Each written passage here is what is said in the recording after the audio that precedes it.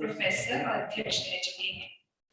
आप IIS शिमला के fellow तथा लॉर्ड ट्रोव यूनिवर्सिटी मेलबोर्न के प्रख्यात फेलो तथा भारत और विदेश में कई विश्वविद्यालयों में विजिटिंग प्रोफेसर रह चुके हैं। The will to argue studies in late colonial and post-colonial controversies आपका नया प्रकाशन है। आपका बहुत-बहुत स्वागत है। Thank you.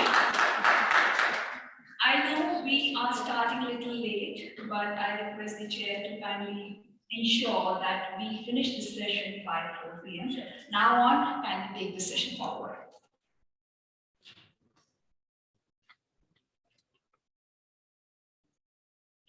Thank you so much. ज्यों-ज्यों लोग आते गए मंच पर मुझे लगा ये तो हॉल ही खाली हो जाएगा।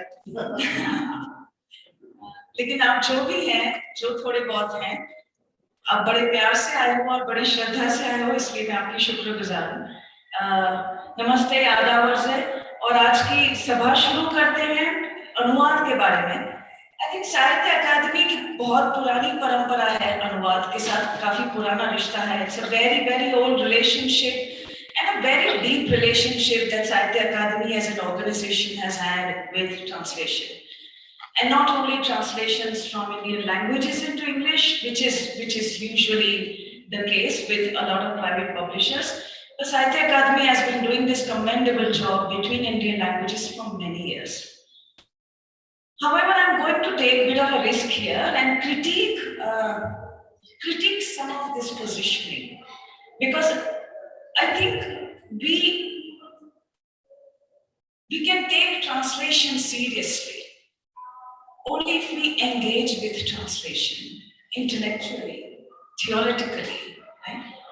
Viscerally, bodily, by understanding what is involved here. If we begin to think of translation in this sentimental sort of a manner and say, oh, it bridges the gaps between people and we cross barriers and we build bridges, there's nothing left to be said. And I think that is not fair to translators. And it is not fair to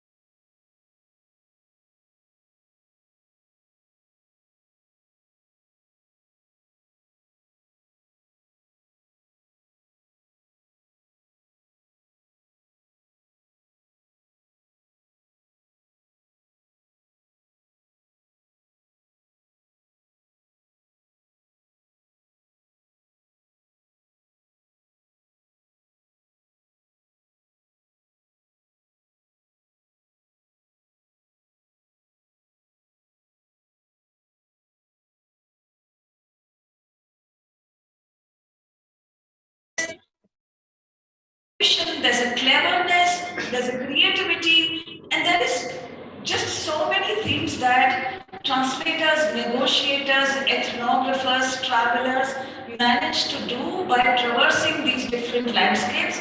The very least we do is to take them seriously by either not neglecting them, which is what people might do, or by patronizing them, which is by constantly thinking of them in this sentimental manner. Because there's a certain embodied way by which translators begin to work on the things that they work on. We go and inhabit those lands, we inhabit the lives of those people we write about. For years and years sometimes, we are part of that background, we are part of that work. And then we come out of it almost as if there is a certain life we have lived. What manages to get produced finally in a book, whether that appears to you to be just, to be authentic, that's a different question altogether. But what is to be said about that inhabitation? What is to be said about this traveling that people do to other worlds? As I speak today, I'm reminded, for instance, of someone who haunted me all my life, an old man called Bhavan Bhagat. Now, Bhavan Bhagat belonged to the Vankar community, the Bunkars, right? The weaver community of Gujarat. And this is the novel Angadiat that I translated. Bhavan Bhagat is the wise old man of the community. He's called Bhagat because वो उस तरह से रोज सत्संग सुनाते हैं. And Bhagat has a certain kind of politics, by which he is able to see कि चलो आज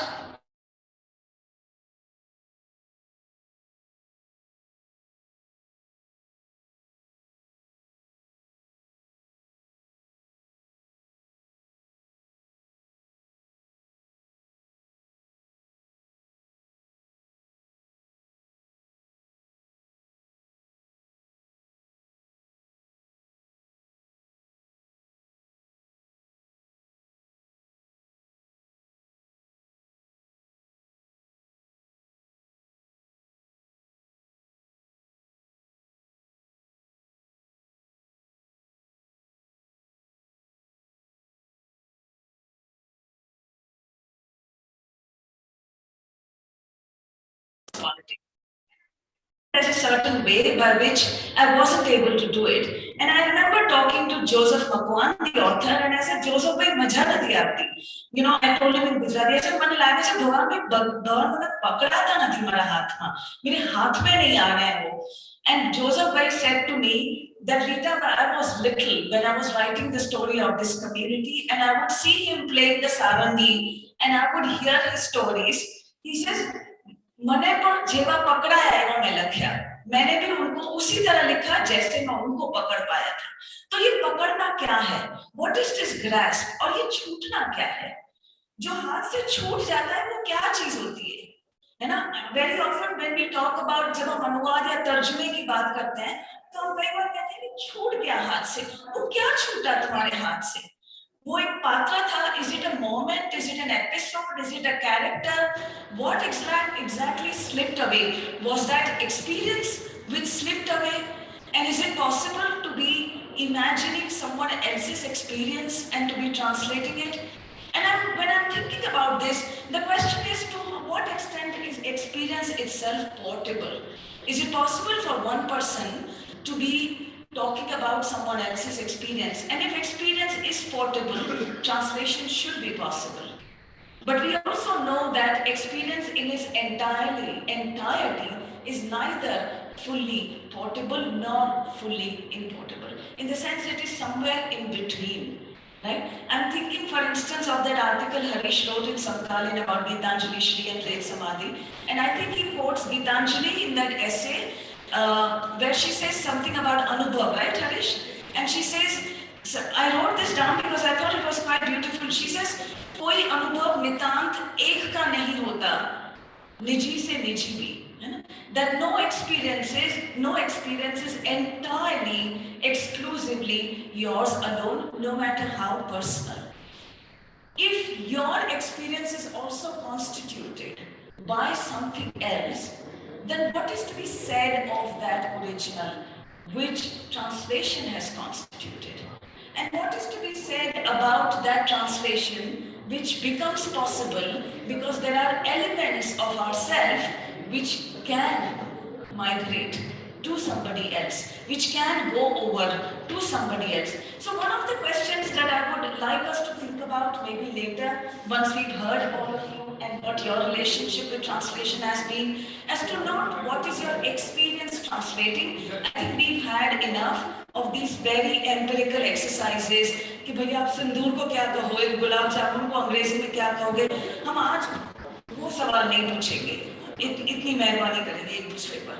लेकिन हम ये जरूर पूछेंगे that what is, वो जो छूट जाता है अनुवाद में वो क्या होता है, उसको हम क्या नाम देंगे? What do you think that is that ungraspable something or the other which you might have encountered or which you might have thought about and so on?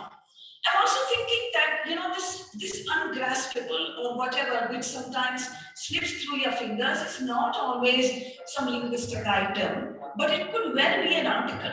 It could well be a verb, which just makes all the difference, right? Sometimes translation is about very existential questions, and sometimes its existential questions actually rise from a small verb or even a morpheme. I'm thinking here, for instance, a poem I translated, and I'm today giving you all examples of failed translations. because I think failures have very huge philosophical lessons in them. So I'm thinking here of a poem by a poet Ramesh Parekh, and it's a ghazal called Na Thaya, मतलब कि नहीं हुआ या नहीं बना जैसे भी. And it's a poem that where each line, it's a ghazal, and each couplet begins to give you a certain proposition of something that was to happen. And the second line goes on to tell you, but it did not happen. Right?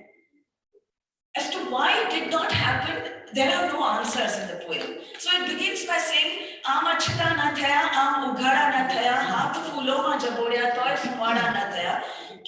We dipped our hands in fragrance, but our hands did not become fragrant. And then he goes on to say that, कि गैर आवेल प्रसंगों हमारा न थया. मतलब वो festivities which actually came to our home, but they did not become ours. So every line builds a proposition of coming tantalizingly close to some kind of consummation, some kind of destination, but then it does not happen. As to why it does not happen, nobody can be blamed. We don't know. And the last line is, Aaj varsad nathi emna ko Ramesh, Aaj varsad nathi emna ko Ramesh, ko hashe, apne bina na thaya. आज बारिश नहीं हुई, ये ना कहो रमेश, ये कहो हुई होगी, हम गीले नहीं हुए. अगर हम गीले नहीं हुए तो उसके लिए कौन जवाबदार है? हमारी किस्मत है या कोई और चीज है, या आप जवाबदार हो या हम खुद जवाबदार हैं? There is a certain way by which English language asks you of that accountability, because English wants that subject position. You need to say an I or he or she or something in a way that the Indian language here is not asking you for that accountability. And so there is a certain way by which philosophical formulations shift, right, with small linguistic changes.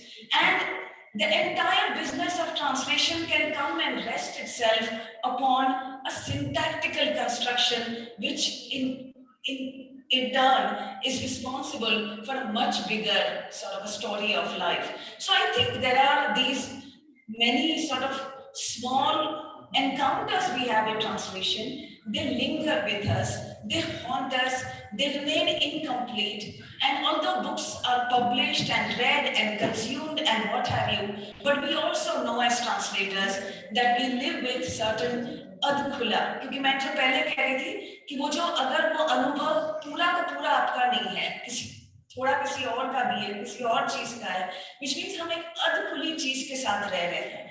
And the fact that translators live with this slightly half shaded sense of completeness, when you know that it is never entirely complete. But that has nothing to do with your inability or your competence, but it may have something to do with the fact that translation tells you, I think, the deepest truths of life, which is that it is never over, right? Which is that it is incomplete. So I think these are some of the things that have been sort of occupying me for some time about translation, and I just wanted to sort of put them out here. I will return to you once again. I think it's time that we turn to our panelists and we see what kind of relationship they have had with translation and so forth, right? So, Minnie, I think I'm going to ask you to come and speak because you had the longest association and a very deep one. So perhaps if you could restrict yourself to 10 minutes at the moment, and then, yeah.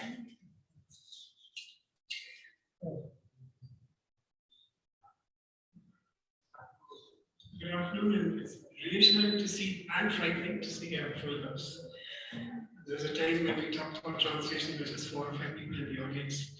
I'd like to thank Rita for that sizzling opener, and Science Academy for organizing this, bringing us from different parts of the country. It's the 75th year of our independence. Experiences with translations, experiences with translators. I'm not a translator myself. I sometimes rewrite, as Harish knows, rewrite translations. 2 or 3 things come to mind. Up till very recently, I would say translations were very apologetic about their work because somehow, most unfairly, they were not given enough importance. You know, when you invited me to speak, we were talking about what to say. You said, talk about your pioneering, and I said, I'm very uncomfortable with this word pioneering. I didn't pioneer translations, no, by a long shot. What I did pioneer was raising money for translations because big action. You know, there's a lot of boasting in the media recently about independent publishers saying, oh, we did this first, we did that first. And big publishers follow. What they don't know is that when you're functioning in a huge monolithic sort of a publishing house, it's very difficult to find space. You have to fight management, you have to fight your immediate line manager. Most of all, you have to fight ignorant salespeople to find space. So this is a fact of translation which many people don't know. They think that if there's a big publisher handling translations, things are much easier. Actually, they're not. That's one point I'd like to make. And in houses like that, translators were given absolutely no importance. One pioneering effort of mine, which was successful, was Rita to just clear that point, is that I gave equal importance to translators and to writers, equal splitting of royalties, of advances. 30 years ago, 10,000 rupees was a decent advance, and everyone knew that that amount of royalty would never really add up. But still, that's really the only thing I did, Rita, as a pioneer. But working with translators, I'd say that it's been very interesting to watch 2 or 3 kinds of translators. I still have 3 translators. You know, we like to think now that translators read a book. You know, they're masters of this language, they grasp the other language. But to begin with, that was not really the case with translations. All our early translations, and I can really speak only about translating Indian languages into English, and more recently into Malayalam, Kannada, and Telugu, because I'm coordinating a program like that for the government. Actually, it was done by people who didn't really know that target language, or people who knew the target language but didn't know the source language. And those translations were done they were collaborative efforts. Perhaps because of that, translators didn't have much of a reputation. And then, of course, when the whole nationalist movement began and literature was seen as a sort of binding force, literature, any kind of literature was seen as contributing to this uniting of the country. So translators were seen as people who contributed to this cementing. And of course, they had to be doing it gratis. This too depressed their role in a country like ours. But lately, we have, the last say 20 years, maybe this, we have translators who are extremely sophisticated, who know both language very well, and who can manage an encyclopedic transfer from the source culture, really not just language, but culture into the target. And I'd like to speak about different kinds of translators here before I finish this. I have 3 translators who don't read a book through, whether it's non-fiction or fiction.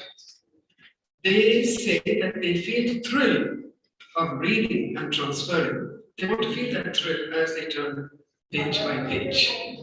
So the reader becomes a rewriter. And some, I don't know if any of it is here, but I felt when I read Jasmine Days that had even actually written her own book.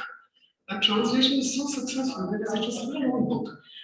Benny's being sort of source from which she drew. There's another kind of translator who, believe it or not, writes down every line and then does a literal translation just to make sure, there are 2 people I know, just to make sure that they don't miss a single word. And then they start around the polishing. And then they read it aloud. And then they share it with their friends. And only then approach a publisher or a literary agent, as the case more increasingly is. So this is something about the ecosystem of the translation world. And just before I wind up, I'd just like to say one thing. There's um, quite naturally great deal of praise and shock and awe and the prize which two of writers won. And Daisy Rockwell, of course, English is she's a native speaker of the language. But I really want to say here that there are translators in our country who've been translating into English who are every bit as good as Daisy Rockwell. Sadly, because the market is queen and there's so much money involved, they haven't got the kind of recognition that this book has got, only because of the money. Lastly, unless we drill a hole and get our translations into academic programs, as we have Kalyan's terrific translation of Mari Vasils, must have sold at least 10,000 copies, were prescribed at Tiruvallur University, in Stella Maris College, in Ikiraj College as well. We won't really be able to get it into the DNA of English literature studies, though they are entering that system. Thank you, Rita. Thank you.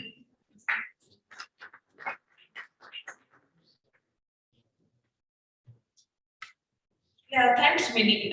Maybe at a later stage we can come back to some of the more on the ground changes that you might have witnessed. Whether, for instance, you think the north and the south gets bridged at all through translation. Whether you think the reasons, the motivations that bring translators to you today, as opposed to the translators that earlier that came in touch with you, whether those are different or not, right? Next, so that was maybe later you could give us some of the more kind of a textured view of the field. I'm going to ask Sumanyu to come and speak about his relationship with translation and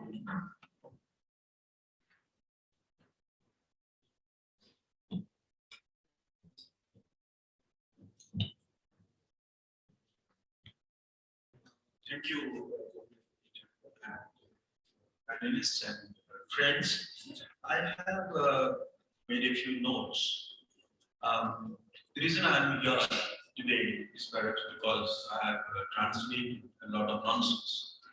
I've also written a lot of nonsense. So you should expect much more than nonsense from what I'm going to say. See, my brief intervention, I make two modest propositions. Am I audible? Yes. One is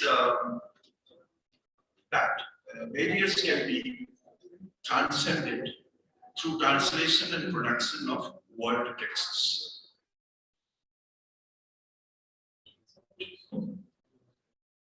Yes, translation of word texts.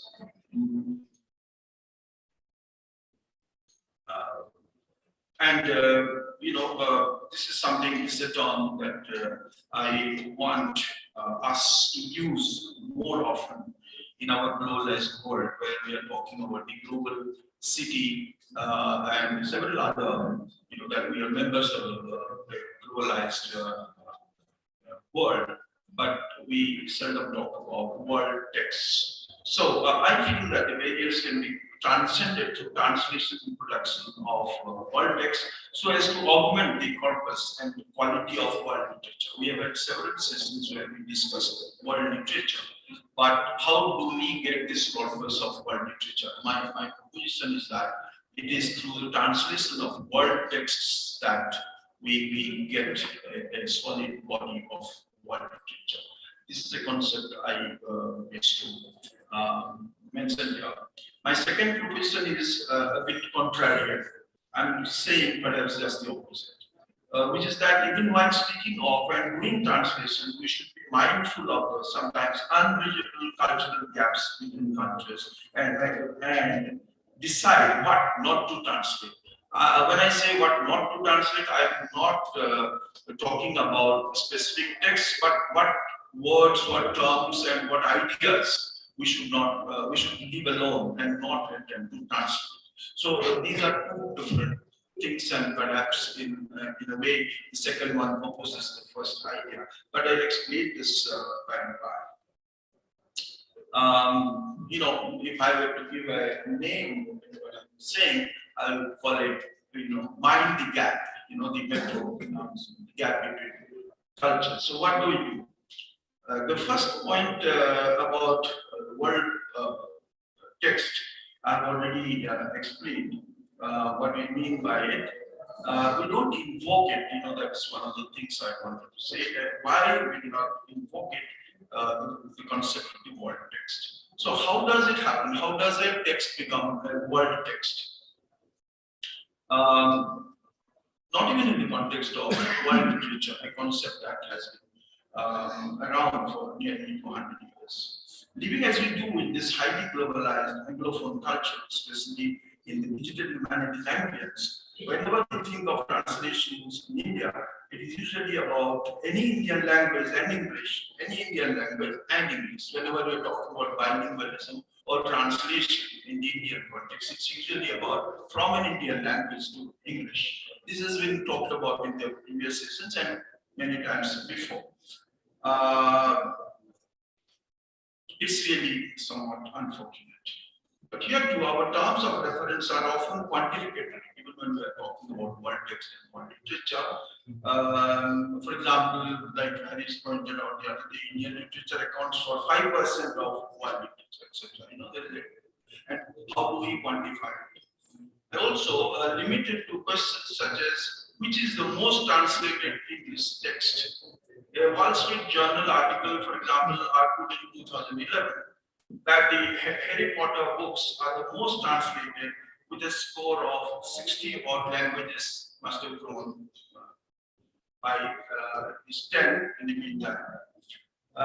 Similarly, someone, obviously English, white and Christian, had said that no language is complete unless it owns translations of the Bible, Shakespeare, and Alice in Wonderland, which is where I come in about nonsense.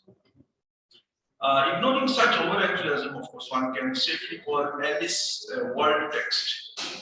Tagore's works, especially Gitanjali, is the only claimant to the title word text, something that I mentioned. Maybe we can add to this, but how do we understand what we mean by word text? Now, it's not always that Tagore is someone who propounded the idea of after getting world literature, because he was fighting against the idea of nationalism in a way. But a text usually becomes a national text, and then it becomes a word text. There are some exceptions. It doesn't always happen in this linear fiction. For example, Gitanjali first becomes a word text, then gradually it becomes a national text. There are many such examples. So when we are talking about word text, the trajectory is not always very simple.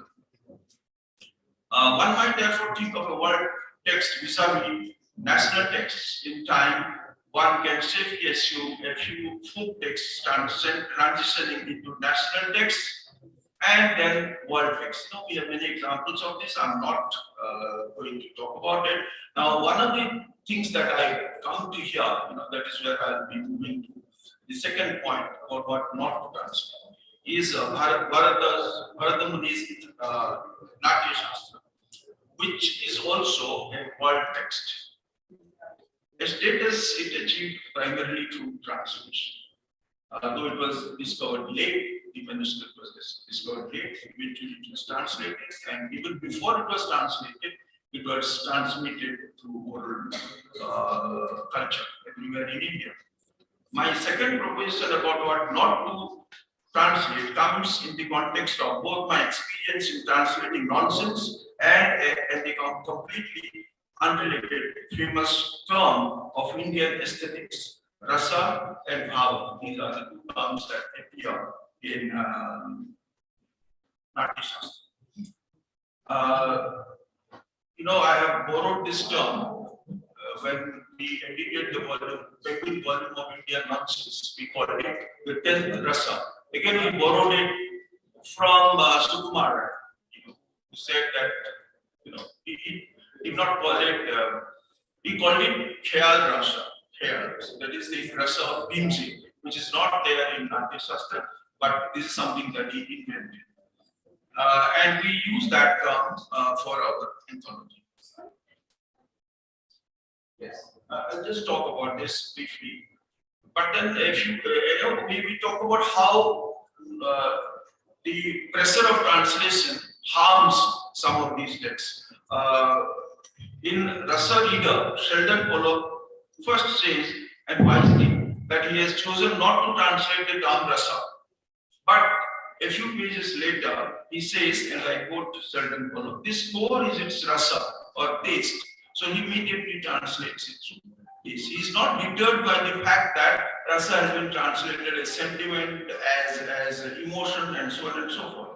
Now, why does it happen? It may have happened because of his familiarity with the Kantian category of taste in his judgment treatises. So, these are texts when they are translated into Indian languages. Rasha and Bhava are seldom translated into Odia, Bangla, or all these. We use the original terms. Even if the entire Natya Shastra is translated into Odia, we do not find Rasa and Bhava in any other version. But because they are Bhava Rasa words. Whereas in the context of English translation, attempts have been made to translate these terms, and that is where the soul of Rasa theory is greatly harmed. So this is what I wanted to say about what not to translate. And in fact, in the entire Rasa Reader, Sheldon Pollock maintains the original words. He sticks to the original terms, Rasa and Bhava. But right at the beginning, he says Rasa or taste. So that is where the problem arises. It's a simple case of what not to translate. If you don't mind, you can keep it brief right now. We will have it come. How many minutes according to watch? उतने ही लगेगा अच्छा तो 5 minute 5 ठीक है चलो किसी को 10 किसी को 5 कुछ तो मिला मैं 300 सेकंड बोलूंगा इसलिए वक्त खराब नहीं करूंगा मेरे प्रिय मित्रों मैं पंजाब से आता हूं जो हमारा सब्जेक्ट है transcending barriers through translation Punjabi में एक मुहावरा है कि हाथ से दी हुई गांठें मुंह से खोलनी पड़ती हैं भाषाएं पहले बैरियर बनाती हैं फिर बैरियर ट्रांसेंड करती हैं पंछियों की कोई भाषा नहीं होती जानवरों की कोई भाषा नहीं होती जब बच्चा जन्म लेता है उसे कोई भाषा नहीं होती लेकिन माँ उसकी ट्रांसलेटर होती है उसको पता चल जाता है तो हर जगह दुनिया भर के पक्षी एक ही भाषा बोलते हैं हम ये 2 टांगों वाले पक्षी अलग अलग भाषा बोलते हैं बहुत बड़ी बात है मेरी मातृभाषा पंजाबी मेरी मातृभाषा हिंदी मेरी मातृभाषा मराठी लेकिन इन भाषाओं ने एक दूसरे को तोड़ दिया तो इस तोड़े हुए को खुद जोड़ना पहले खिलौना तोड़ो और फिर जोड़ो यही ट्रांसलेशन है और मैं ट्रांसलेटर इसलिए हूं कि मैं पंजाबी भाषा में लिखता हूं नाटक लिखता हूं कविता लिखता हूं बहुत कुछ लिखता हूं लेकिन मुझे अपनी भाषा को दुनिया तक पहुंचाना है इसलिए मैंने अंग्रेजी हिंदी पंजाबी उर्दू सीखे कि मैं बताऊं कि मेरे पास क्या है और वहां से ले पाऊं कि आपके पास क्या है तो एक ही जरिया बनता है ट्रांसलेशन सो मेरे लिए ट्रांसलेशन मोस्ट क्रिएटिव जॉब जब गीतांजलि श्री जी की किताब को बुकर्स प्राइज मिला और ट्रांसलेशन को पैरेलल इनाम दिया गया उसमें पैसे दिए गए मुझे लगा कि आज ट्रांसलेशन को क्रिएटिव वर्क समझा गया translation is rather more creative than writing you are free in writing आप कुछ भी लिख दो आपका कोई भी इडियम है लेकिन उस इडियम को उस भाषा में ट्रांसलेट करना जिसमें शब्द की खुशबू बाहर ना जाए ये सबसे बड़ा काम है इसलिए ट्रांसलेशन के बारे में कहा जाता है कि ट्रांसलेशन एक शीशी से दूसरी शीशी में इत्र को उल्टाना है आप जितना भी उल्टाओगे खुशबू फैल जाए लेकिन अच्छी बात है कि सियासत की खुशबू नहीं है जो फैलेगी तो कुछ बुरा करेगी इत्र की खुशबू फैलेगी तो खुशबू ही फैलाएगी तो भाषाओं को ट्रांसलेट करने के लिए एक लिटरेचर को दूसरे में it's not an easy job मान लीजिए मैं पंजाबी से अंग्रेजी में कोई किताब ट्रांसलेट करता हूं तो मैं जितना भी जोर लगाऊं मेरी कल्चरल लैंग्वेज वहां पे नहीं आ पाएगी। उसको कैसे बताना है, कैसे जोड़ना है। और ये इसलिए भी मेरे लिए संभव हुआ कि मैं पंजाब से आता हूं। पंजाब के बारे में 2 लाइनें हैं कि पंजाब ना सीमा ना असीम, पंजाब तकसीम दर तकसीम। 5,000 सालों में तकसीम होती रही और सबसे बड़ी तकसीम 1947 में हुई, जो हम अमृत उत्सव मना रहे हैं। और हमारा वो अमृत के साथ साथ विश्व उत्सव भी है, क्योंकि पंजाब और बंगाली बांटे गए थे। तो पंजाब में बहुगिनती मुस्लिम थे, उनको पाकिस्तान भेज दिया गया और साथ ही उर्दू जुबान भेज दी गई जो मेरे बाप ने पढ़ी थी, और पीछे हिंदू मिनोरिटी रह गई। तो फिर हिंदी जुबान हो गई जो मेरे बड़ी भाई और बहन ने पढ़ी। तो 66 में पंजाबी सूबा बना, तो पंजाबी जो मैंने पढ़ी। तो एक परिवार में 3 भाषाएं बट गई क्योंकि 2 बंटवारे हुए। तो उन बंटवारों की वजह से जो मेजॉरिटी होता है उसको साबित करना पड़ता है। जब घर में मामा का लड़का रहता है तो बताता है कि मैं भी ऐसे ही काम करता हूँ। सौतेले बेटे को भी बहुत कोशिश करनी पड़ती है। तो मैं पंजाब का सौतेला बेटा हूँ, क्योंकि मैं उस मिनोरिटी को बिलोंग करता हूँ जहां मुझे ये बताना पड़ता है कि मैं भी पंजाबी हूँ। मैं बहुत अच्छी पंजाबी बोलता हूँ, बहुत अच्छे भाषण देता हूँ, खूब ताली बारी बजती है। तो पूछते सर आपको कितनी खुशी होती है? मैं कहा बहुत खुशी होती है, लेकिन जितनी खुशी होती है उतनी ही तकलीफ होती है जब कोई स्टेज पे आता है, अरे वर्मा साहब क्या बात है, कितनी अच्छी आप पंजाबी बोलते हैं, कमाल है। और उससे बड़ी कमाल ये है कि आप हिंदू होकर इतनी पंजाबी बोलते हैं। तो मैंने कहा मेरे पास छोरा नहीं होता तो उसको ऐसे घुसाऊं कि भाई मैं पंजाबी होने की वजह से पंजाबी बोलता। अपने आप को पंजाबी साबित करने के लिए मेरा 56 का बर्थ है। 66 जब पंजाब दोबारा बटा, जिसको पुनर्बांट कहते हैं, पहले बंदरबांट हुई फिर पुनर्बांट हो गई। तो उस पुनर्बांट में 10 साल का बच्चा था। I was bullied by my colleagues, मेरे बच्चे साथी, तुम हिंदू पंजाबी को हिंदू नहीं मानते। लेकिन रियलिटी ये है कि 51 की जो मर्दमशुमारी थी उसमें कुछ वर्ग ने मातृभाषा हिंदी लिखाई होगी, लेकिन अभी तक 98% पंजाबी ही अपनी मातृभाषा लिखाते हैं। वो मर्दमशुमारी 2011 की हो, 1 की हो, 91 की हो, 81 की, और ये भी नहीं कि किसी जोर से। तो अपने आप को पंजाबी मनवाने के लिए बहुत जरूरी था कि मैं ये साबित कर पाऊं कि मेरी पंजाबी कितनी अमीर है। इसलिए मैंने वैसे ही स्किल किया, डॉक्टर बनना छोड़कर अंग्रेजी हिंदी उर्दू में, कि मैं भारत को हिंदी में बता सकूं कि भाई मुझे पंजाबी में ये कुछ है हमारे, इंग्लिश के लिए बाहर बता सकूं। और जो हमारे मुस्लिम भाई जो पाकिस्तान चले गए, 14 करोड़ पंजाबियों में 8 करोड़ मुस्लिम हैं जो उधर रहते हैं, जो पर्शियन स्क्रिप्ट जिसके लिए हमने नाम शाहमुखी रखा है। तो मेरी किताब है शाहमुखी लिपि सिखाने के लिए। तो 8 करोड़ शाहमुखी लिपि में लिखते हैं, लेकिन बाकी गुरुमुखी लिपि में लिखते हैं। किसी समय देवनागरी में भी लिखते थे, लेकिन अब वो नहीं लिखी जाती। तो संस्कृत जो हमारी मूल भाषा है, पर्शियन जिसने हमारी भाषा को सींचा है, और संस्कृत से लेकर एक लंबा सफर पंजाबी तक आता है जिसमें ब्रज की बहुत बड़ी कंट्रीब्यूशन है। तो इन सभी भाषाओं में जब आप पंजाबी की बात करते हो तो उन सब की भाषा का असर धर्म के साथ कैसे जुड़ गया, सियासत के कारण कैसे जुड़ गया, इसके लिए ट्रांसलेशन की जरूरत पड़ती है। मैं एक नाटककार हूं। मेरा ट्रांसलेशन का प्रारंभ जब मैं लेक्चर लगा तो एक नाटक के अनुवाद से बना। हरियाणा का कॉलेज था, प्रिंसिपल साहब बोले हिंदी में नाटक खेलो। मैंने कहा मैं पंजाबी में खेलूंगा क्योंकि विद्यार्थी पंजाबी हैं। वो कहते नहीं, ये भी कॉलेज है, वहां हिंदी होगा। तो आखिर उन्हें ये टुटका पता चला कि जजेस हिंदी वाले होंगे, इसलिए पंजाबी नाटक वहां इनाम नहीं ले पाएगा। तो मैंने पंजाबी नाटक को हिंदी में ट्रांसलेट किया, तो एक्सीडेंटली मैं ट्रांसलेटर बना। लेकिन उसके बाद मुझे लगा कि अगर एक बात दूसरी बात तक पहुंचानी होगी तो ट्रांसलेशन के बिना संभव नहीं हो पाएगी। इसलिए ट्रांसलेशन का जो इंपॉर्टेंट एस्पेक्ट है कि आप शब्दों का ट्रांसलेशन नहीं करते, जो निशब्द कहा गया होता है उसकी ट्रांसलेशन भी करते हैं। जैसे सार्थक की भाषा में बिटवीन द लाइन्स, खामोशी को भी ट्रांसलेट करते हैं, और खामोशी को ट्रांसलेट करना ही सबसे बड़ी ट्रांसलेशन है। इसलिए शब्द का अर्थ शब्द नहीं होता, शब्द का अर्थ एक मीनिंग होता है। इसलिए ट्रांसलेशन में अभिधा नहीं होती, लक्षणा नहीं होती, व्यंजना ही होती है। जैसे मैंने बोला कि transcending barrier through translation, so first you create barrier, then you try to transcend barriers.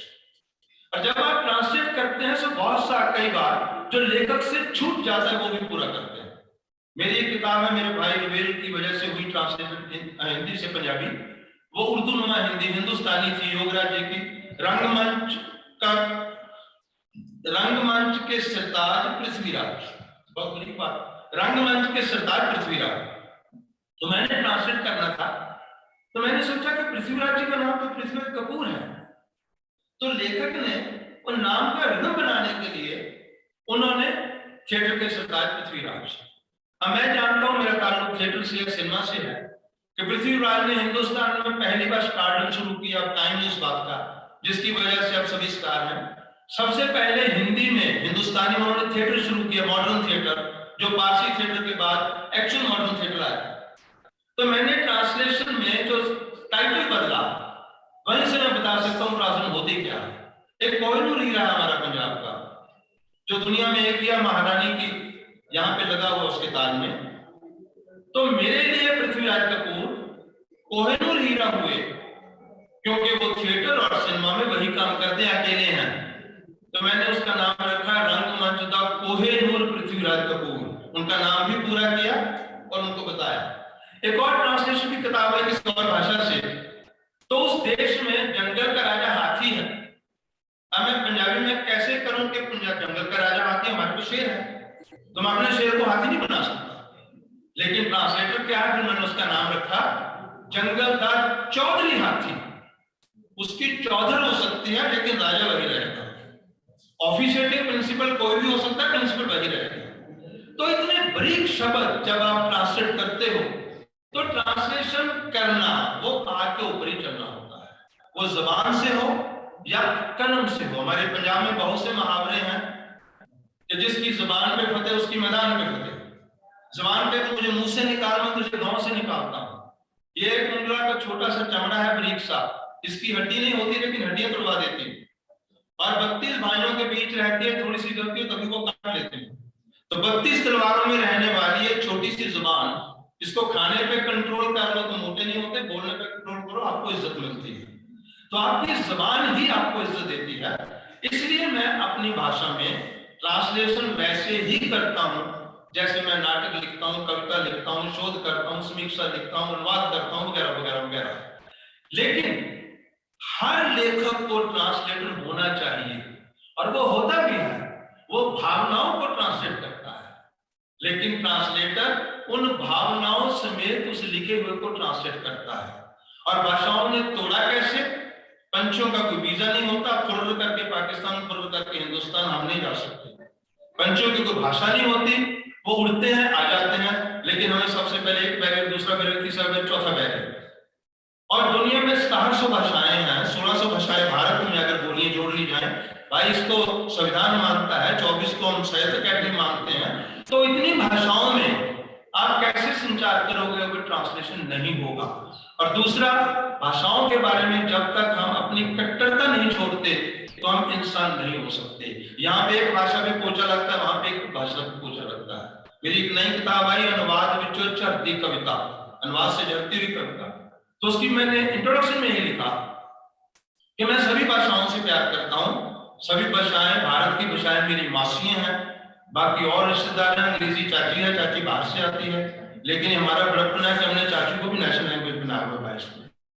अगर हम में इतना सुविधा है तो सभी भाषाओं के लिए होना चाहिए।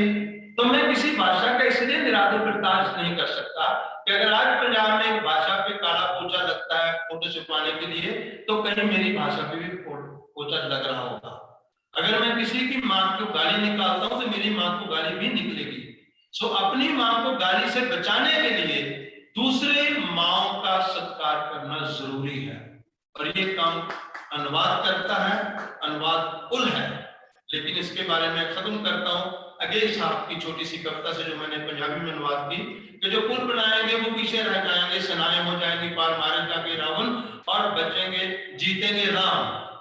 लेकिन जो निर्माता थे वो इतिहास में वानर कहलाएंगे। इसलिए अनुवादक को दूसरे नंबर पर रखा जाता है। Thank you.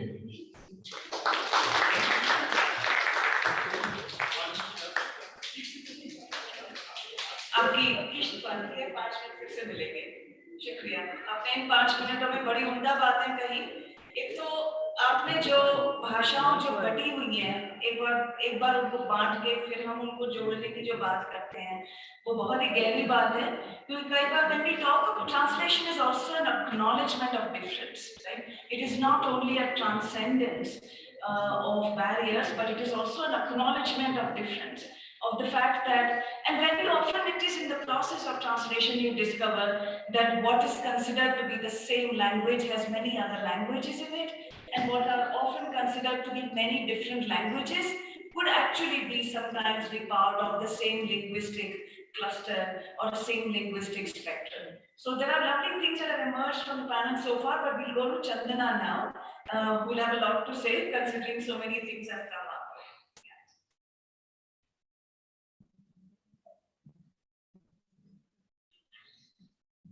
Thank you, thank you for being here. I'll pick up some of the words that have come up in the conversation now and take it further, and then of course you can take it more. So, this thing of variance that you just brought up, of many bhashas within bhashas. I just want to start with an example which I felt very inspired by when I just read about Hemang Ashwin Kumar, who has translated Dalpat Chauhan. He's translated Dalpat Chauhan's short stories as well as the novel Gate, which has come out as Vultures now. And what I found interesting was, Hemant says, of course, that he was extremely apprehensive when he took up the translation of this volume, because he kept thinking of himself as, all the boxes that we don't want to take, because he says, I'm male, I'm, privileged by caste, by status, all of that, and should then I translate Dalpat Chauhan? But luckily the translation has come out, and what interests me more, what inspires me more is that in his constant conversations with Dalpat Chauhan in the process of translating this novel, Hemant says that he picked up a lot of the variants of a Gujarati that is used in North Gujarat by a certain Dalit community. And he says he noticed gradually that he had begun to speak not the standard Gujarati, but this Gujarati of that community. And later he felt strong enough to attempt to translate 3 of Arun Kolatkar's poems into Gujarati in this kind of a variant of Gujarati. Now this is a very cyclical kind of process. It's a process, and what has come out of it, I think, is very heartening for me as somebody who's worked with translations, edited translations, also like we were talking earlier, Rita, publishing translations and the market. It's a very moody market that we deal with. And no matter what we say, either as translators or as writers, we, when we do run publishing houses, or when we think of books going out to the market, there's no way that we can ignore the fact that are the books selling or are the books not selling. Somewhere, it ties up, of course, to the question of translation. And I would again bring another example of S. Anand of Navayana. He mentions how he took up Shamla Gogu's short stories to translate and publish into English. This came out, I think, in 2013, and it's called Father is an Elephant, Mother is a Basket. Now, the interesting thing is that when Anand published this in English from Navayana, it was immediately picked up by, and this is inescapable, the booker moment in India today. It was picked up by Tilted Access to publish in the UK-US sector. But it had not been published in the original.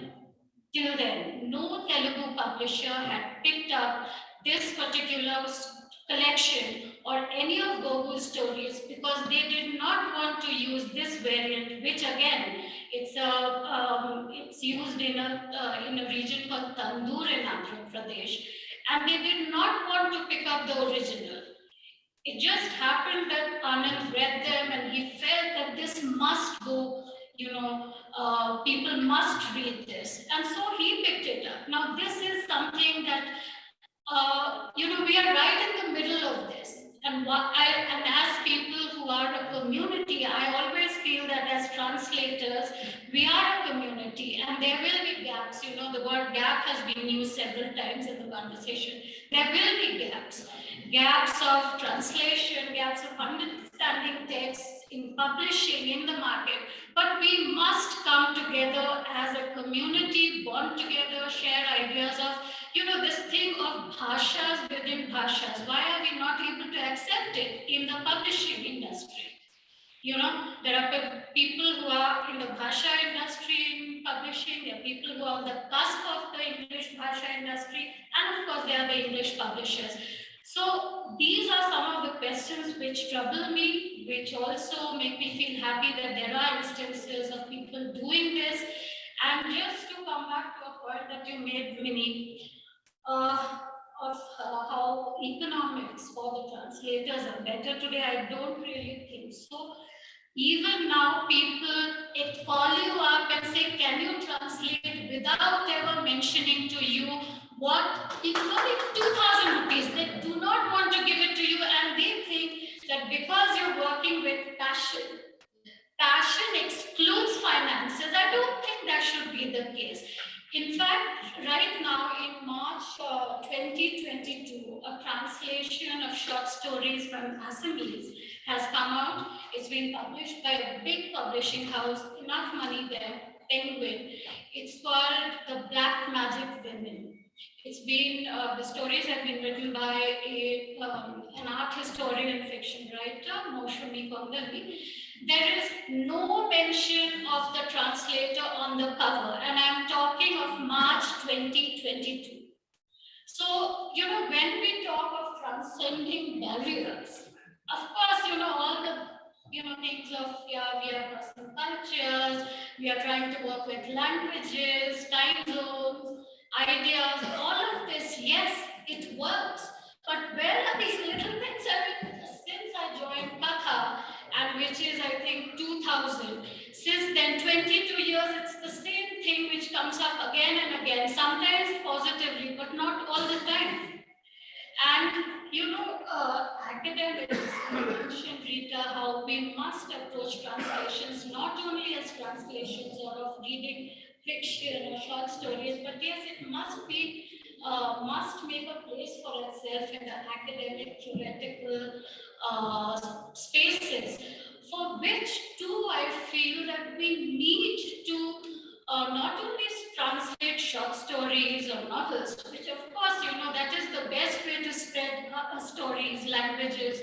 Also I do feel that, again, Red Samadhi, because of the book, I think a lot of people who I spoke with said, I don't know whether it will happen, they said, oh, we want to read the Hindi too along with the translation.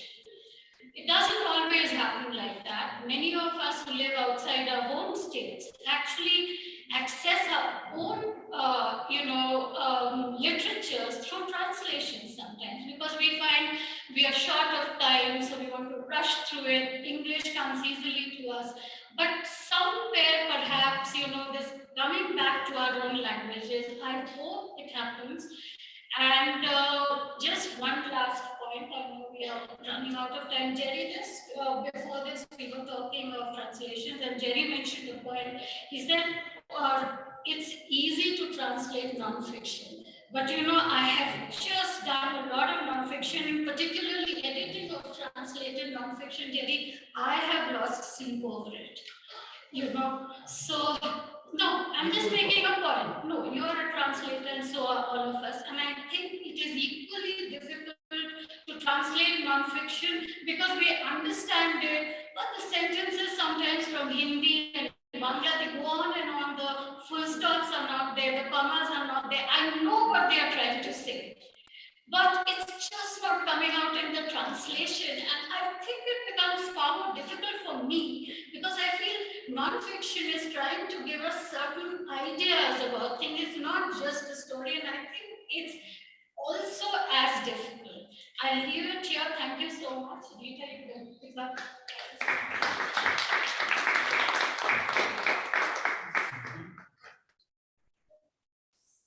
Thank you so much. I think all the panelists have touched upon really different issues, and between us, I can see that there's a gamut of issues that we could think about. My suggestion was that we could just do a really quick round and probably kind of ask each other one question so that we speak amongst each other and then we open it to the audience. Is that okay? Unless there is something that you feel you particularly want to kind of add to. I think इधर से सवाल और जवाब ज़्यादा बेहतर होगा चाहे आपस में I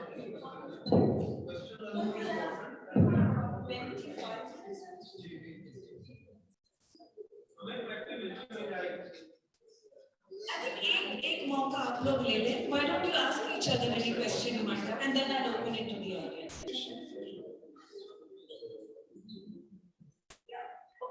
All right, the panelists feel we should open it to the audience. There are also very serious veterans in the audience who have been working with texts and so on. So can we just open it up? Would you like to ask anyone on the panel any questions? Or do you want to disagree with something? Or do you want to intervene? Yeah, sure, please.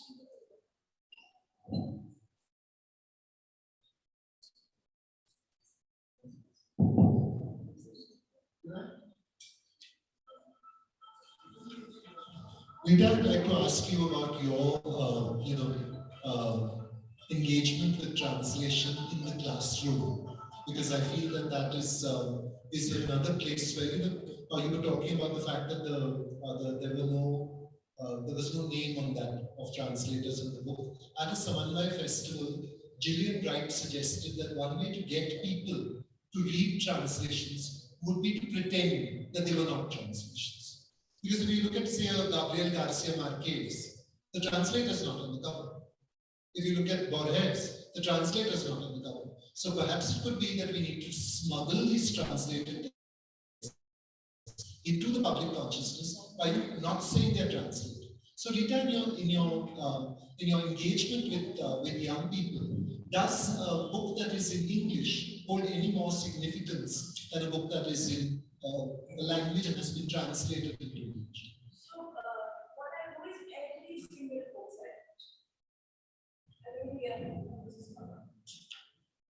So every single course I teach, whether it is a course I call scripting class, or Indian literature, or translation theory and practice, or a course on literature of the world, every course includes Bhasha texts. Now, what I do is to break the sequentiality. The idea is not to say, oh, listen, read Dharmveer Bharti in Hindi, above Angrezi and judge it for what it is. But some classes, I might take the English text, but some student may have brought a Hindi text, and sometimes we just disrupt the order. And so the idea is to actually have an archive which is just a jumble of languages, so that you're not thinking of text in terms of the original and the translation. And this is a strategy I follow in just about every course. So if there is a Gujarati text or a Marathi one, at least the languages I can manage. If I can't, then there's always a student who knows something or the other. Then the students are told to bring that text also to class, and someone or the other will sometimes say that, that particular concept, actually this is the way it works. And then it just sort of directs the discussion that way. So I think you're quite right. It is done through some sophistry and some smuggling, because you do it in this manner of saying, okay, let's look at, translation here. It's a bit dull. I mean,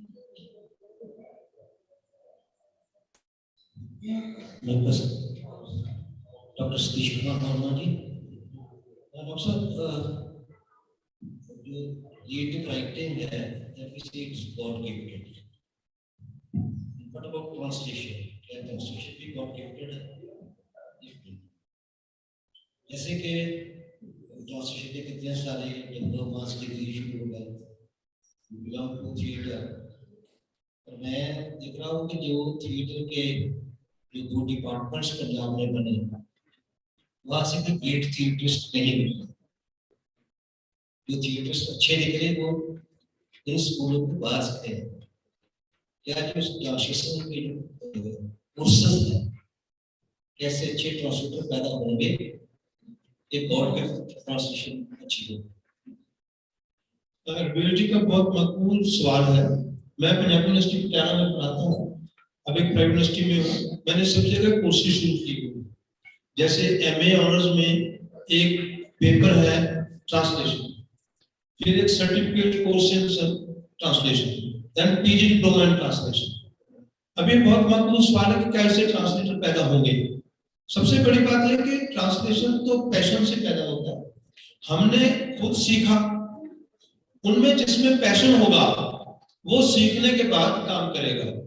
Punjabi भाषा, क्योंकि मैं पंजाबी में काम करता हूँ, आप भी पंजाबी के प्रोफेसर हैं, पंजाबी भाषा में जो सबसे बड़ी दिक्कत है कि हमें बहुत ही रिच वोकैबुलरी चाहिए होती है, क्योंकि पंजाबी में पैजामा अरबी से आया है, रब अरबी से आया है, अल्लाह पर्शियन से आया है, परमात्मा संस्कृत से आया है, वाहिगुरु पंजाबी से आया है। तो कितने ऐसे लफ्ज हैं। मैंने एक अखबार वाले दोस्त आर्टिकल छपा, जवाब मुझे सवाल आया, आप भी पंजाबी में पंजाबी शब्द क्यों नहीं लिखते? मैंने कहा मसलन, कहता जी वो आपने लिखा आमीन, ये क्या होता है? मैंने समझा दिया क्या होता है, तो इसका कोई पंजाबी नहीं हो सकता। मैंने कहा यार अरबी से पर्शियन में आया, तो मैंने पर्शियन में तो लिखा है। कहते नहीं आपने पंजाबी में लिखा है। मैंने कहा कौन कहता है पंजाबी पंजाबी है? संस्कृत में एकम दोयम, 5 5 के लिए 6 6 6 के लिए। मैंने कहा 5 आप, 5 दरियाओं के पानी की धरती, 5 भी पर्शियन, आप भी पर्शियन, तो पंजाबी ही पर्शियन है। तो कहता मैं शशोपन में पढ़ गया। अब पता चलता है कि आप शशोपन में, आप पर्शियन में बात करेंगे, मैं शशोपन में पढ़ गया। इसलिए वोकैबुलरी अगर वो बच्चे स्किल करें, मैं अपना बता सकता हूँ, 100 खाइए जी देना पुत्र देना ती दी।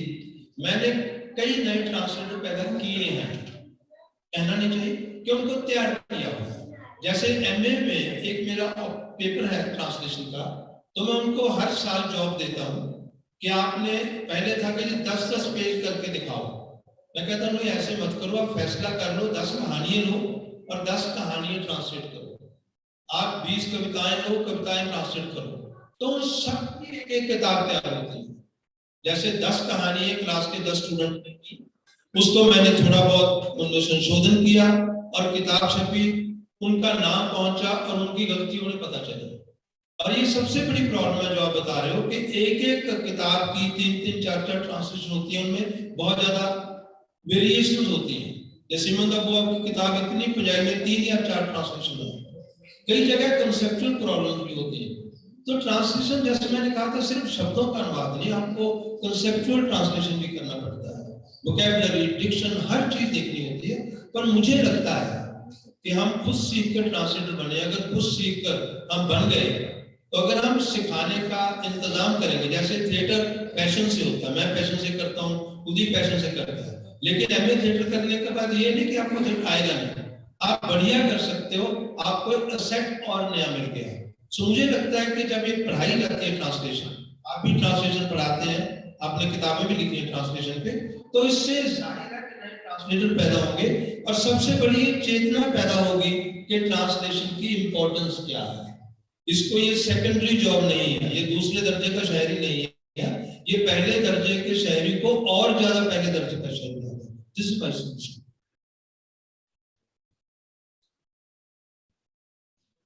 हेलो, सारे स्पीकर्स ने बहुत अच्छे कुछ टेक्निकल और थ्योरेटिकल और एक्सपीरियंशियल ट्रांसलेशन की बातें की और बहुत ही मार्मिक बातें थी। लेकिन अनफॉर्चुनेटली आजकल बहुत सारा जो ट्रांसलेशन वर्क है, it is just like a machine translation. और मेरे को लगता है कि जैसे मिनी जी ने कहा था कि source language to target language, it's not an easy job. क्योंकि जब कोई ट्रांसलेटर कोई भी किताब को ट्रांसलेट करता है, तो भाषा उसकी तो बॉडी है, उसमें कौन से कंट्री का कौन सा कल्चर, कोई आदिवासी का है क्या है, उसके सोल तक जब तक नहीं पहुंचते, उसका आपके पास नॉलेज नहीं है, तो आप कितने भी डिपार्टमेंट और डिप्लोमास करिए तो उसमें वही होता है कि जिस्म की बात नहीं थी, उसके दिल तक जाना था। तो जब तक आप ट्रांसलेशन की सोल तक नहीं जाते तो आप एक बहुत अच्छा ट्रांसलेशन नहीं कर पाएंगे। तो मुझे लगता है कि आज के टाइम में कई बार बहुत जल्दी से हम फटाफट ट्रांसलेशन तो कर लेते हैं, तो वो खाली हमें कई बार एक बॉडी ट्रांसलेशन मिलता है, उसमें से कुछ भी, क्योंकि जो ट्रांसलेटर है मे बी वो उसकी जो टेक्स्ट है उसकी गहराइयों तक, उसकी कल्चर तक, उसकी और जो लिंग्विस्टिक प्रॉब्लम्स है और कई वो मिस हो जाता है। तो ये बातें बहुत विचार करने वाली हैं। ये सब आपके, my self is a translator, तो मैंने साहित्य अकेडमी जो है बहुत सारे अवार्ड भी प्राप्त किए, लेकिन समस्याएं आती हैं। अब रिसेंटली मैंने एक नॉवल किया वॉन मार्कर्स का, तो वो सारा मैक्सिकन जो कल्चर है और उसमें जो पोएट्री आ जाती है समटाइम्स, तो वो पोएट्री मेटाफोरिकल है, तो उसमें भी जब तक आपके पास एक्सपीरियंस एंड नॉलेज नहीं होगा टारगेट लैंग्वेज का, तो कोई हम बहुत इस तरह की बहुत सी बातें हैं। अभी मैंने नासिरा शर्मा जी का किया, तो वो कल्चर दो का जबान का, उसमें दोनों का था, पर्शियन लैंग्वेज का था, उनका कल्चर भी है और पोइट्री भी है। तो ये सब बातें ट्रांसलेटर जो है उसका एक उत्तरदायित्व बनता है कि वो सब बातों को जब तक नहीं समझेगा तो मेरे ख्याल में वो अच्छा एक हमें क्लासिकल पीस नहीं दे सकेगा। हालांकि जब आप कहते हैं कि क्रिएटिव की भी बात हुई कि जो ट्रांसलेटर है वो भी क्रिएटिव राइटर ही होता है, बिकॉज वो अपने एक्सपीरियंस की वजह से बस। हाँ ठीक है। So, if it's a question that we appreciate. Yeah. Myself, Dr. Nasir Manas, I am a doctor. I am saying two things. I agree with the Rita ji कि साहित्य अकादमी की जो सभी लोग साहित्य अकादमी का हिस्सा है, they have to think before allotting some books to translator, क्या वो ट्रांसलेट कर सकते हैं नहीं, मशीन बन चुकी है, ट्रांसलेट करना है तो उसमें हमारी किताब आ जाएगी, अवार्ड के लिए आ जाएगी, अवार्ड मिल गया तो ठीक है, नहीं मिला तो उसमें ट्रांसलेशन करना बंद कर दो। एक टारगेट दूसरा कि अवार्ड नहीं मिला तब तक लिखते जाना, जब तक नहीं मिलेगा अब तो मिलना ही नहीं है तो बंद कर दो। दो समय दूसरा एक हमारे पंजाबी में, मैं डोगरी हूँ, पंजाबी का वो एक ही है, तो कुछ जो क्षेत्रीय शब्द है, जैसे हम बोलते हैं मक्की की रोटी से सरसों का साग, मक्की की रोटी हमने उसको अपना लिया, लेकिन वो मौलिकता है रोटी नहीं हो सकता। रोटी एक समूहिक है, डोगरी में टोडा बोलते हैं, साग टोडा, अब वो पंजाबी से टोडा खत्म हो गया। अभी भी जो सियालकोट वाला इलाका है, पठानकोट वाला है, उसमें है ये संस्कृत वाले लफ्ज आपस में मिलते हैं। मिर्च है, डोगरी में अपनी टाइम है, मिर्च दाली होती है, कड़ी भी मिर्च नहीं हो सकती, कड़ी भी तीखा चाकू हो सकता है, कड़वा चाय हो सकता है।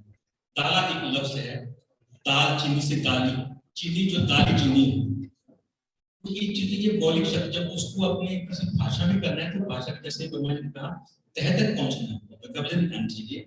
तो जो आत्मा है, आत्मा का आत्मा सवाल यही है मेरा कि जो हम ट्रांसलेशन देते हैं, आप इसलिए बैठे हैं ट्रांसलेशन देने के लिए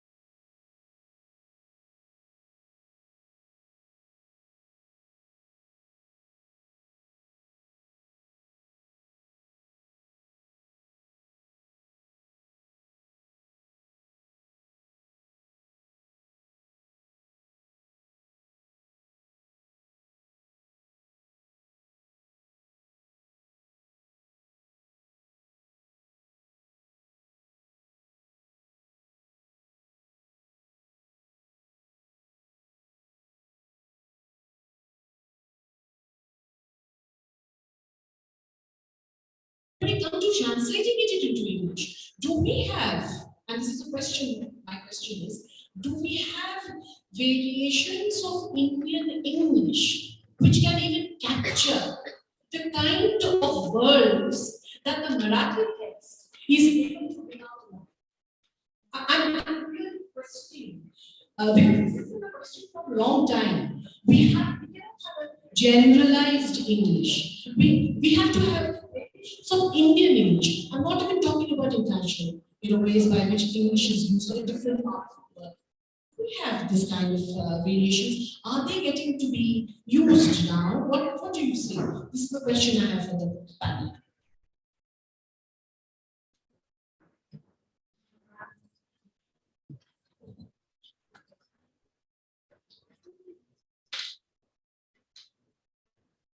Glad you brought up thinking about the Nazis because about 10 years ago, I commissioned the translation of the first Adivasi novel from South India, a Malayalam work called Auditoriu.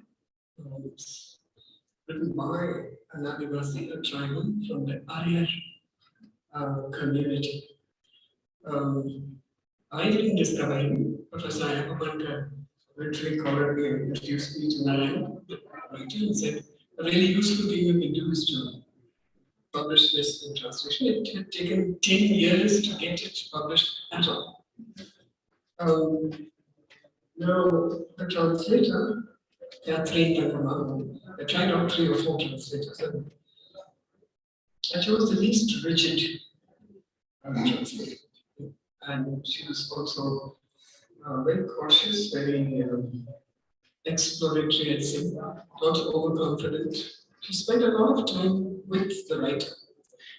And what they did together was to first draft the Arya text, Malayalam. And DC Books was the translator, not very, but very smart. He had also tried to Malayalamize, push a lot of standard Malayalam into her. And the writer had resisted it. So it was a nice hybrid as it was. It's like they get an award. So the next set of hybridization was this. How to move the Arya, that dialect, into slightly more standard Malayalam, so that Catherine could move it into another hybrid, which is neither English, no Arya, no standard Malayalam. So I think you have to move very cautiously, take risks, accept, like Rita said, accept that it might fail altogether. But it's either that or silence outside that language island. Thank you. Shiv जी ने एक सवाल किया था, पीछे से सवाल आया था शब्दों के बारे में। एक शब्द, एक ध्वनि और लिपि, ये तीनों की बारीकी को समझना पड़ेगा। सबसे पहली बात कि शब्द जैसे घोटा अब नहीं रहा, वो है मीनिंग बदल गया, अब सांप को नहीं लगता, पुलिस स्टेशन में पुरुषों को लगता है जब उन्हें पकड़ा जाता है, तो घोटे के कल्चरल मीनिंग बदल गए। जितने भी शब्द हैं, हमें ये नॉस्टैल्जिया होता है कि शब्द खत्म हो गए, लेकिन उतने ही नए आते हैं। जैसे बिजाई कुएं के साथ नहीं होती, कुएं के साथ जुड़े शब्द चले गए, लेकिन ट्रैक्टर के साथ आ गए, मोबाइल के साथ आ गए। दूसरा है लिपि का। कई बार आपकी लिपि की क्षमता नहीं होती, जैसे रोमन में 26 अल्फाबेट्स हैं, अरेबिक में 26 हैं, पर्शियन में 30 हैं, पंजाबी में ध्वनियां बनाओ तो 52 हैं, हिंदी में ध्वनि को अक्षर बना दिया गया MRE, वो भी 52 है, उर्दू पंजाब में बना उसके भी 52 है, तो अरबी का 26-52 हो गए। अब 52 शब्दों से जो आप बात कहेंगे वो 26 में नहीं होगी। इसी तरह टोनल का मसला है, इंग्लिश में टोन्स नहीं, वहां पे डड्डा नहीं है, वहां पे धद्दा नहीं है। आप जितनी भी कोशिश करोगे, आप इंग्लिश में, रोमन स्क्रिप्ट में वो एग्जैक्ट मीनिंग दे नहीं सकते। सो इन सीमाओं को समझकर ही हमें संभावनाएं देखी होगी। एग्जैक्ट ट्रांसलेशन नहीं हो सकती, लेकिन उसकी फ्रेग्रेंस ट्रांसलेट हो सकती है, वो हमें करनी चाहिए। Thank you.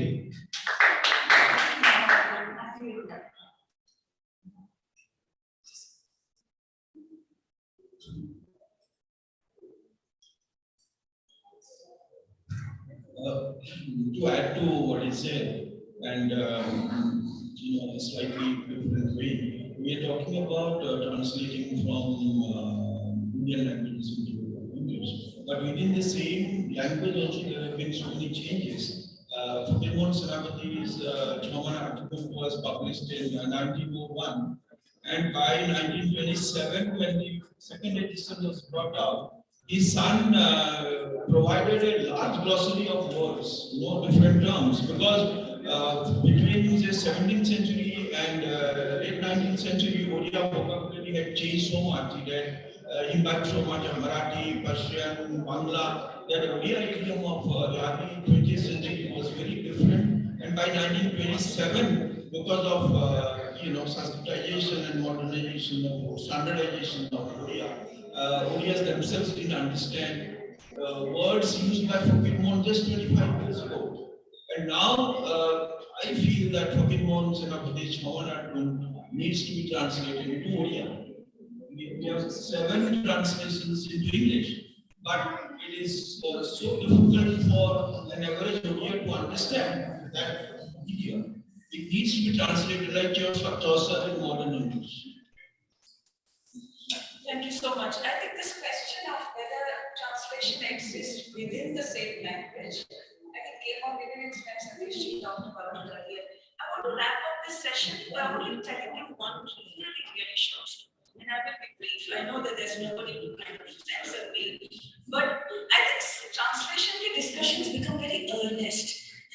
Almost like heartbreaking with my God translators and nobody's like. So it always reminds me of this absolutely amazing bestseller writer from Gujarat, Ashwini Bhatt, who began his career by translating pot boilers, Sidney Sheldon, someone called John Gardner, or people even more specious than that. And he would translate them, and then there came a point when he had translated with such urgency and speed that those guys were not writing, but he was ready to translate. And there was nothing to translate. So then he said, his publisher said, Ashwini bhai, abe shu kariye? To kya bahut smooth lakhi kaadu chu. Like I will write a novel, which will still be the novel of John Gardner, but it will still say translated by Ashwini Bhatt, because there is more prestige in selling it that way. So not all spheres have the same earnestness, not all of them have the same calculation of an original demanding more than a translator. And Ashwini Bhatt translated so well that he became actually one of Gujarat's best known bestseller writers, because and people still told him, Ashwini Bhatt wo sab to theek hai, par tumhara अनुवाद बहुत सरस है, आपके जो अनुवाद थे वो बहुत ही बढ़िया थे. So let's wrap up this session over here. Thank you so much for joining, both from the audience and on the place. Thank you. Thank you. बहुत ही दिलचस्प और रोचक सत्र था. और अब हम अपने अध्यक्ष महोदया और मंच पर विद्यमान सभी प्रबुद्ध वक्ताओं का धन्यवाद करना चाहेंगे. हमारे बीच हैं श्री के श्रीनिवास राव, सचिव साहित्य अकादमी. मैं आपसे आग्रह करूंगी कि मंच पर आएं और हमारे अध्यक्ष महोदया और बाकी वक्ताओं का अभिनंदन करें.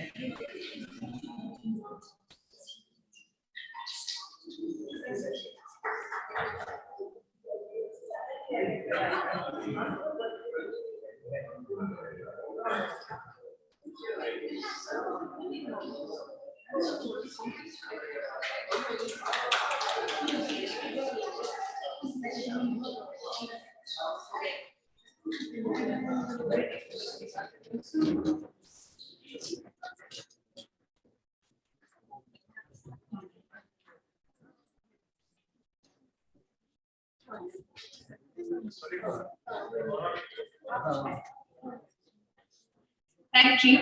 हमारा अंतर्राष्ट्रीय साहित्य उत्सव का आज ललित कला गैलरी में आखिरी सत्र है 4:30 बजे, जहां पर हम गाने का मजा लेंगे. आपसे तो मुलाकात होती है.